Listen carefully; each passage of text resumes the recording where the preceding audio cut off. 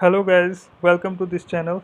In this tutorial, we will learn how to implement REST API endpoints. To understand the implementation of REST APIs, we will create a simple to-do list app. To-do list app is an application that allows a user to manage a list of tasks to do. It performs adding, updating, deleting, and toggling a state of each task.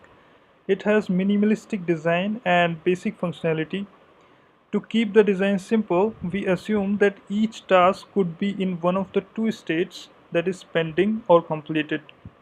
So user can toggle the state of each of its tasks from pending to complete or vice versa.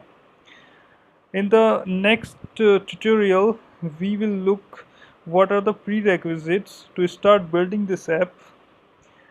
Till then, take care and thanks for watching this video.